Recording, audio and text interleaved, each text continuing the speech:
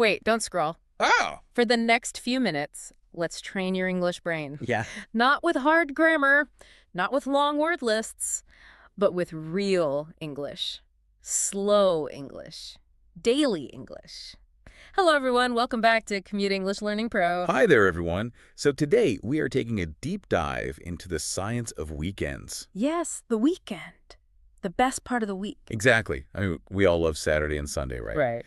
But resting is actually a complex science. It really is. Yeah, how you rest your body and your mind, well, it matters a lot.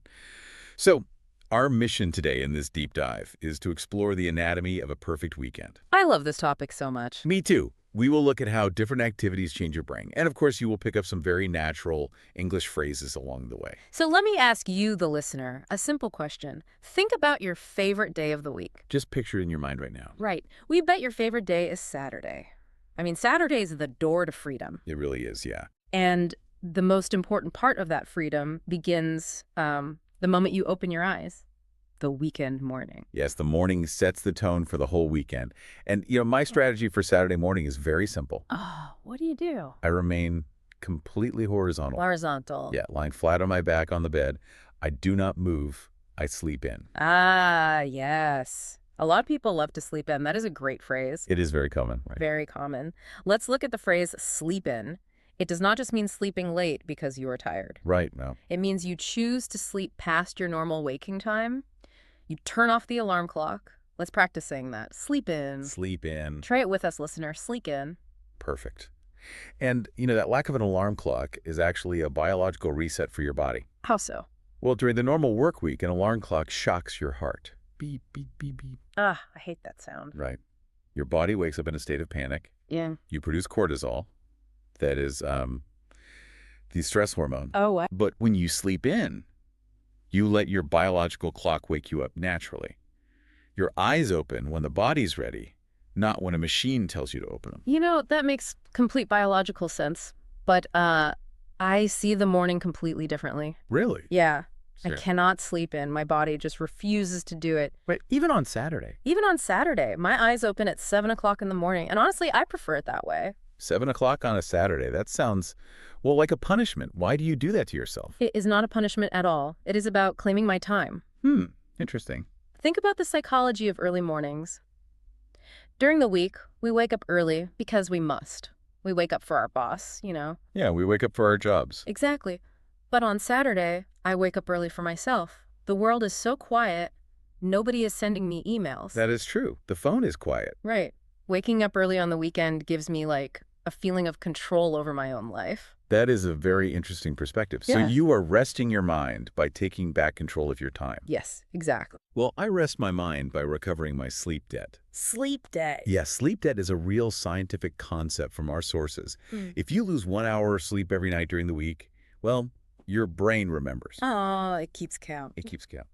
By Friday, you owe your body 5 hours of sleep. So my horizontal Saturday morning, just paying back that debt. That makes a lot of sense.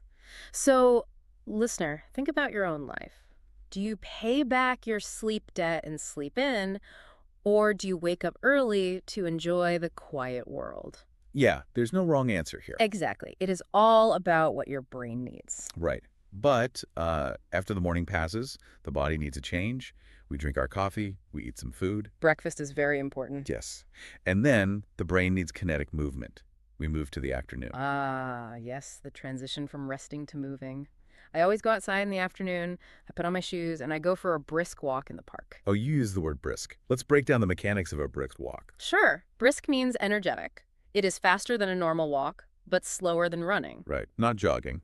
No, not jogging. When you take a brisk walk, your heart pumps faster. The blood moves to your brain. Which feels great. It does. It clears away the mental fog from the work week. It is fast enough to make your heart work, but slow enough that you can still hold a conversation. I mean, I understand the health benefits of pumping blood. Yeah. But my afternoon strategy is, the exact opposite. Really? No brisk walking for you. No, I avoid brisk walking. I prefer a very slow walk. Just taking it easy. Exactly. Yeah. I practice the art of taking it easy. No pressure, no speed, just moving my legs. Yeah. And my main goal is to find a bench near a fountain. A fountain? Why a fountain specifically? Because there is a powerful psychological reason for it. Scientists call it the blue space effect. Blue space, like the color blue. Yes. We hear a lot about green spaces, right? Like forests and parks. Sure, green spaces calm the mind. But blue spaces, places with water, they're even more powerful. A fountain is a structure where water falls over stone. And the sound is very relaxing. Exactly. The sound of falling water acts like white noise for the brain. It lowers your heart rate. It blocks out the stressful sounds of the city, like cars and construction. Wow, I have never thought about it that way. The falling water is like acoustic therapy. It truly is. So I sit by the fountain, I listen to the water, and I watch the dogs play in the park. Watching dogs is a major part of my weekend recovery. Watching dogs, how does that help you recover from a long week? Oh, it is pure chemistry. When humans interact with dogs or even just watch happy dogs running, our brains release oxytocin. Ah, the happy hormone. Yes, the happy hormone. It makes us feel warm and connected. Seeing a dog chase a ball instantly makes my whole day better. That is so simple, but so true. Yeah. So my perfect weekend balance is simple. 80% resting on the sofa and 20% slow walking to look at dogs near water. Well, that is quite the formula. I prefer a bit more action myself. But I agree that the weekend requires a balance. A balance between doing things and doing nothing. Right. You need both. Which brings us to the evening. The sun goes down. The energy changes. Evening entertainment is crucial for cognitive disengagement. That is a big term. Cognitive disengagement. It just means we need to stop thinking about our daily problems. Yes. And for evening cognitive disengagement, I turn to movies. But I am very, very careful about my choices. What do you mean? I only watch quiet films. Yeah. Beautiful stories with calm pacing. Wait, no explosions, no action movies? Absolutely not. During the week, modern life gives us enough adrenaline. We deal with traffic, fast deadlines, stressful news. That is fair. An action movie is just fake stress. People jumping, cars crashing, loud noises. Why would I want to make my heart beat fast on a Saturday night? I want my brain to feel safe. See, I disagree completely. Really? Oh, yeah. I love action movies on the weekends. Sometimes I invite friends over for a movie night. With all the loud noises. Yes. We make a huge bowl of popcorn. We watch cars driving fast and heroes saving the world. For me, action movies are the best way to disengage. I just don't understand how that relaxes you. Well, the movie is so loud and so fast that my brain has no room to think about work. It forces me to escape reality. Okay, that actually makes sense. You use loud noise to block out your thoughts. Exactly. But, whether you watch loud movies or quiet movies, there is an incredible secret in our sources today about watching them. Oh, yes. It is a surprising hack for learning English. This is one of my favorite topics, watching movies with English subtitles. Right, subtitles are the words that appear at the bottom of the screen. Most people use subtitles in their native language, naturally. But if you change them... Yes, if you turn on the English subtitles while listening to English voices, something amazing happens in your brain. Yes, scientists call this dual coding. Dual coding, meaning two ways. Right. You are sending the same information to your brain through two different paths. One path is visual. Your eyes read the words. And the other path is auditory. Your ears hear the sounds. Exactly. When you are learning a language, your ears often process sounds slowly. Someone speaks, and your brain needs a second to translate. Yes, it takes time. But when you read the subtitle, the visual text bridges the gap. It links the sound to the meaning instantly. Your brain creates a stronger memory because it uses two senses at the same time. And the best part is control. If a movie character speaks too fast, you just pause the screen. The picture freezes. You read the sentence at your own speed. You understand it. Then you press play. You are controlling the speed of the native language. It is a fantastic tool. It really is. Now, music works in a very similar way. Our brains process music and language in connected areas. Do you use music to shape your weekend mood? Oh, absolutely. Music and mood are permanently tied together. Same for me. In the morning, my music is very slow. I play acoustic guitar music or soft jazz. The source material we reviewed had a beautiful analogy for this, actually. Oh, I remember. It said the sound of an acoustic guitar is like a hug for your ears. A hug for your ears. I love that. It describes the physical sensation of the sound perfectly, right? Acoustic instruments produce warm, natural frequencies. They do not shock the nervous system. But by Saturday evening, my nervous system is ready for energy. You need something faster. Yes. I switched to pop music, fast beats, heavy rhythm. I put on my headphones, I walk around my room, and I sing along to the English lyrics out loud. You know, singing out loud is our second surprising language hack for today. It is so helpful. Many people think pronunciation is just a mental exercise. You hear a sound and you understand it in your head. But pronunciation is actually a physical sport. A physical sport. That is a great description. Let's explain how that works. Well, your mouth, your jaw, and your tongue are full of muscles. Every language requires these muscles to move in specific, unique patterns. Right. English uses different muscles than other languages. Exactly. When you only listen to English, your brain is learning, but your muscles are doing nothing. When you sing along to a song in your room, you are physically training the muscles in your face. You are building muscle memory. Exactly. Songs force you to speak at the speed of the music. You cannot pause. You must connect the words naturally to match the rhythm. It flows together. Yes.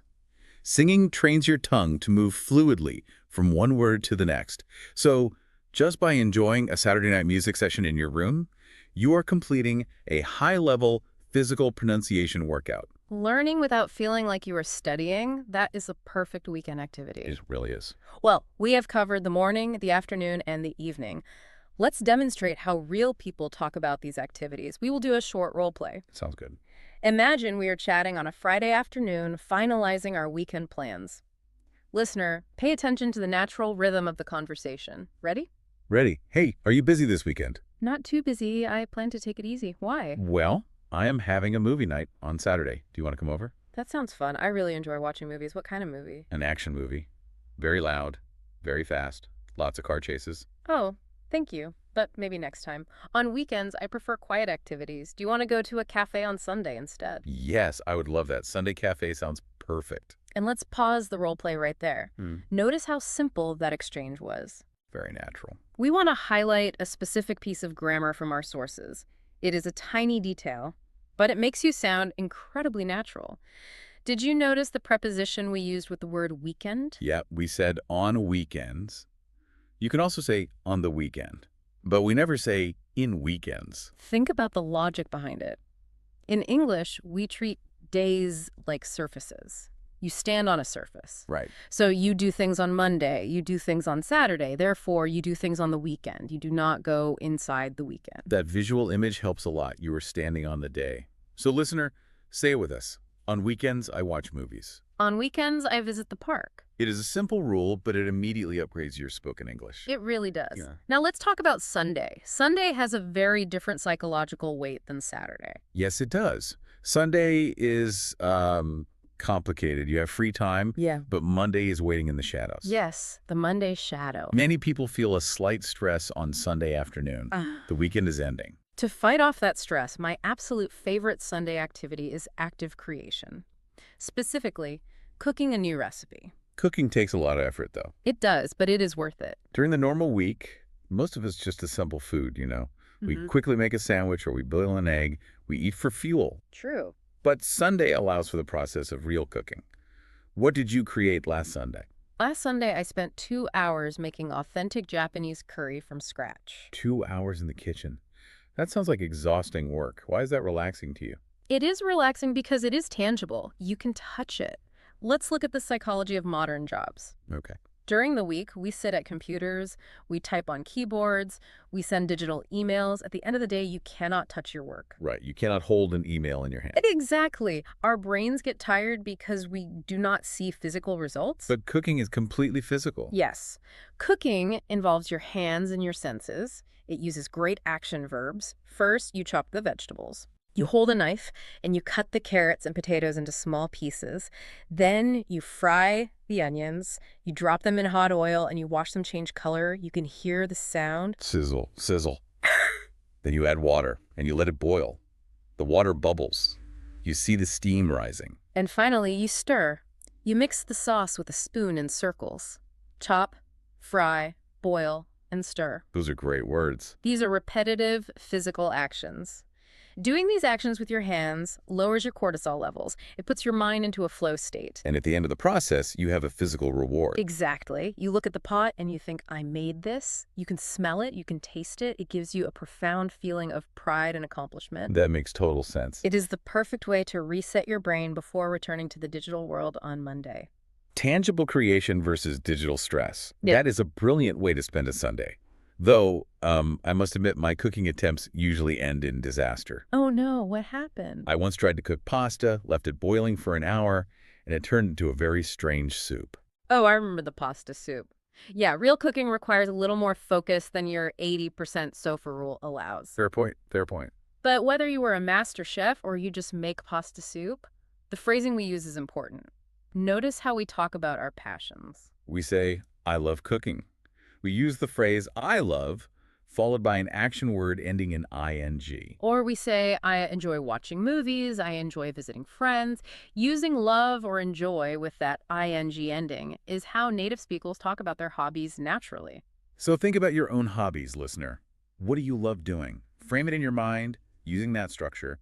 I love walking. I love reading. Perfect. Let's connect all these pieces together. We have explored the deep dive of the weekend. What is the ultimate takeaway for our listener today? The ultimate takeaway is that recovery is not just about doing nothing. The perfect weekend requires a specific architecture. Yes. First, you must address your physical sleep debt. Whether you sleep in to let your biological clock reset or wake up early to reclaim your personal time, you must give your brain a break from alarms. Second, you need physical contrast. If you sit in an office all week, your body needs kinetic movement. A brisk walk pumps blood and clears mental fog. Third, you need acoustic and visual therapy. Finding a blue space, like a fountain, lowers your heart rate. The falling water is nature's white noise. Fourth, choose your entertainment with purpose. Action movies allow you to escape reality entirely. Quiet films lower your adrenaline. And remember the dual coding hack. Oh, yes. Turn on those English subtitles to build visual and auditory bridges in your brain. And do not forget the physical sport of pronunciation. Sing your favorite English songs out loud. Train the muscles in your jaw and tongue. Finally, end your weekend with tangible creation. Step away from digital screens. Go to the kitchen, chop, fry, boil, and stir. Make something you can hold, smell, and share. This architecture creates the perfect balance, a little bit of rest, a little bit of movement, a little bit of active creation. And listener, we want to remind you of something very important as we wrap up this deep dive. Learning a language as an adult, well, it can feel like a heavy burden. It feels like climbing a mountain sometimes. But you need to recognize what you are doing right now. Yeah, by listening to this conversation, you are absorbing complex ideas in English. You are mapping new sentence structures. You are training your ear to understand natural rhythm and flow. You are not staring at a textbook. You are simply enjoying a discussion. This is the most efficient way for your brain to acquire language. So be incredibly proud of yourself today. You are doing a fantastic job. Before we go, we want to leave you with a small piece of mental homework, a provocative thought for you to explore on your own. We talked about how weekends help us recover from work, but what if we reverse the concept? Finish the sentence in your head. On weekends, I love. Think about your answer. Now ask yourself this question. How can you take 5 minutes of that exact weekend feeling and insert it into your busy Wednesday afternoon? If you love slow walks by a fountain on Saturday, can you find a fountain near your office on Tuesday? Or if you love acoustic guitar music on Sunday morning, can you play one song before your Thursday meeting? The best parts of the weekend do not have to wait for Saturday. You can build small bridges of recovery throughout your entire week. Think about how you can sneak a piece of your weekend into your work week. Have a wonderful week, everyone. If you like our channel,